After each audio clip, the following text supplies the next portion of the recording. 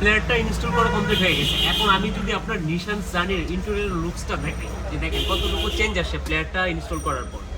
প্লেয়ারটা ইনস্টল করার পর ইন্টেরিয়র লুকসটা কিন্তু অনেক চেঞ্জ হয়ে গেছে। এই যে দেখেন একদম প্লাগ এন্ড প্লে এখানে সেট হয়ে গেছে, কোনো রকমের মডিফাইড করা লাগে নাই, কোনো প্রকারের কোনো কাটাছেঁড়া করা লাগে নাই। নিশান সানির ফ্রেমটা আমরা ব্যবহার করে এটা কিন্তু ইনস্টল করেছি। তো আপনি চাইলে কিন্তু আবার স্টকও ফিরে যেতে পারবেন। আর যাদের বিশেষ করে পার্সোনালি যারা একটু গাড়ি ড্রাইভ করার সময় বড় স্ক্রিন পছন্দ করেন তাদের জন্য অ্যাকচুয়ালি এটা বেটার হবে।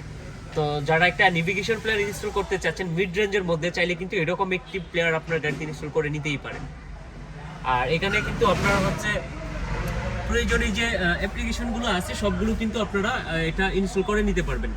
আর ইন্টারনেট কানেকশনের সাথে সাথে আপনারা কিন্তু ইউটিউব থেকে আপনার প্রয়োজনীয় যে ভিডিওগুলো আছে এগুলো দেখে নিতে পারবেন।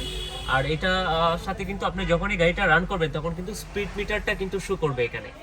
তো কোনো প্রকারের কাটাছেঁড়া ছাড়াই কিন্তু আপনি চাইলে একটা বড় স্ক্রিন কিন্তু আপনার গাড়িতে ইনস্টল করে নিতে পারেন।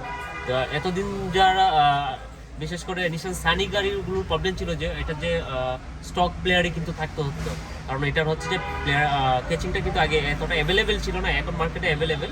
তো চাইলে যে কোনো মুহূর্তে কিন্তু আপনি একটা নেভিগেশন প্লেয়ার ইনস্টল করে নিতেই পারেন। আর সাধারণত হচ্ছে এখন কিন্তু কেউ আর গান মোবাইলে ডাউনলোড করে কিংবা ফ্যান্ডেফ নিয়ে কিন্তু ঘুরে না।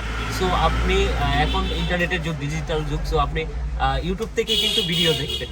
সো আপনার নেট কানেকশনটা দিয়ে ইউটিউব থেকে কিন্তু আপনি আপনার পছন্দের মিউজিকগুলো শুনতে পারবেন। আর বড় একটা স্ক্রিন যখন আপনার চোখের সামনে থাকবে তখন অন্যরকম একটা ভালো লাগা কাজ করবে।